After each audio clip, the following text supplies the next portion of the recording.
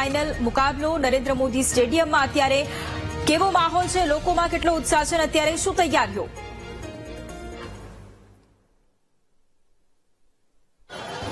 જી વૈભવી, જે રીતની વાત કરવામાં આવે તો આજે અમદાવાદના નરેન્દ્ર મોદી સ્ટેડિયમ ખાતે બેંગ્લોર અને પંજાબ વચ્ચે આઈપીએલ 2025ની ફાઇનલ મેચ રમાવા જઈ રહી છે. લગભગ 4 વાગ્યાની આસપાસ તમામ જે પ્રેક્ષકો છે તે લોકોને એન્ટ્રી આપવામાં આવશે.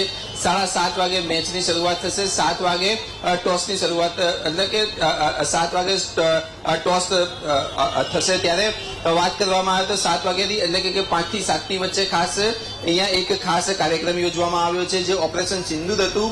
ઓપરેશન સિંદૂરને લઈને ત્રણેય પાંખના જે સેનાના અધિકારીઓ છે તેઓ હાજર રહેશે, વડાઓ હાજર રહેશે અને તેઓનું ખાસ સન્માન કરવામાં આવશે. શંકર મહાદેવન દ્વારા અહીંયા ખાસ એક સંગીત સેરેમની પણ રાખવામાં આવી છે. મહત્વની વાત કરવામાં આવે તો 1 લાખની લોકો વચ્ચે આ ખાસ નરેન્દ્ર મોદી સ્ટેડિયમમાં આઈપીએલ 2025ની ફાઇનલની રંગત જામશે. મહત્વની વાત કરવામાં આવે તો આરસીબી કે જે વર્ષ 2016માં ફાઇનલમાં આવી હતી, પરંતુ હજુ સુધી, એટલે કે 18 વર્ષ થઈ ગયા છે. 18 વર્ષ થઈ ગયા છતાં પણ આરસીબી એક પણ મેચ જીતી નથી, એક પણ કપ જીતી નથી. આઈપીએલના ફાઇનલમાં તો આવ્યા છે પરંતુ ફાઇનલ જીત્યા નથી. ત્યારે આરસીબીનું ફેન ફોલોઈંગ પણ જોવા મળે છે. અનેક રાજ્યમાંથી લોકો આવ્યા છે, ખાસ વિરાટ કોહલીની બેટિંગ જોવા માટે અહીંયા આવ્યા છે. આ ઉપરાંત ગુજરાતના પણ અનેક જિલ્લાઓ અને તાલુકાઓમાંથી લોકો આવ્યા છે. તેમની સાથે ખાસ વાતચીત કરવાનો પ્રયત્ન કરીશું.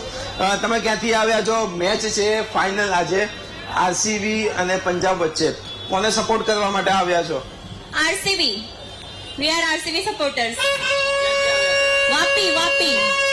મેચને લઈને શું કેવું એક્સાઇટમેન્ટ? બહુ જ વધારે એક્સાઇટેડ છે. અહીંયા બધા ફ્રેન્ડ તમે જોઈ શકો, બધા જ ફેન્સ અહીંયા આવેલા છે અને વિરાટ કોહલીને બધા ઓલમોસ્ટ સપોર્ટ કરે છે.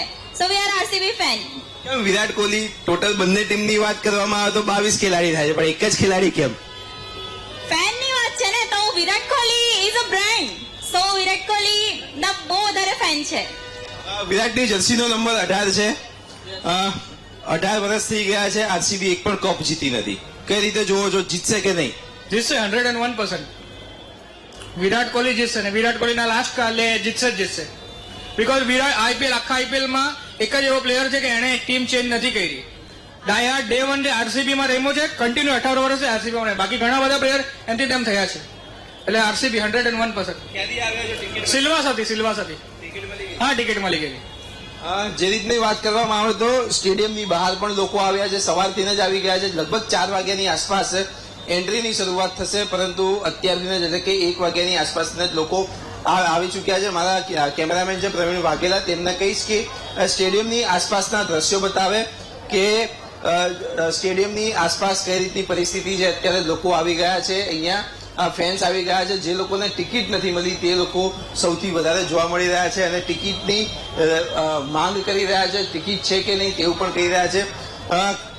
ક્યાંથી આવ્યા છો તમે અને मैच ने लेने શું કહેશો?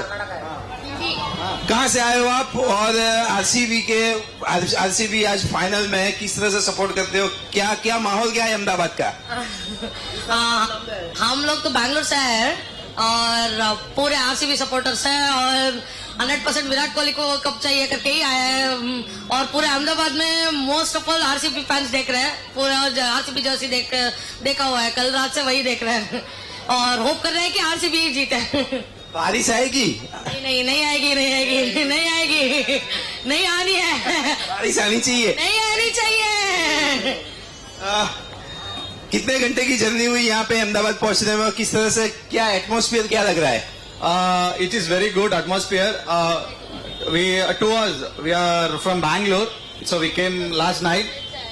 So it is very good to see RCB in the finals, and we are going to win. And Virat Kohli is going to lift the trophy. RCB. Isala Cup Namde. ચોક્કસથી જે રીતની વાત કરવામાં આવે તો આરસીબીના ફેન ફોલોઈંગ અહીંયા અમદાવાદના Narendra Modi stadium બહાર ખૂબ જ ખાસા પ્રમાણમાં જોવા મળી રહ્યા છે. અનેક લોકો દૂર દૂરથી આવ્યા છે અને સૌથી વધારે વાત કરવામાં આવે તો સૌથી વધારે જે આરસીબીના જે પ્લેયર્સ છે વિરાટ કોહલીને સપોર્ટ કરવા માટે ખાસ લોકો અહીંયા પહોંચ્યા છે. અને વાત કરવામાં આવે તો 18 વર્ષ થઈ ગયા છે આરસીબીને આઈપીએલમાં મેચ રમી રહ્યા છે, પરંતુ હજી સુધી એક પણ ટ્રોફી જીતી નથી.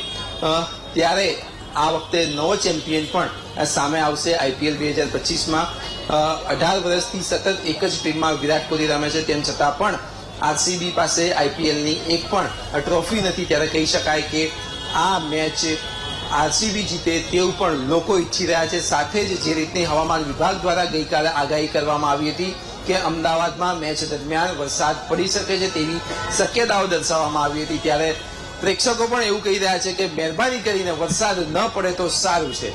જી વૈભવી. બિલકુલ, આભાર પાર્થ તમામ જાણકારી માટે.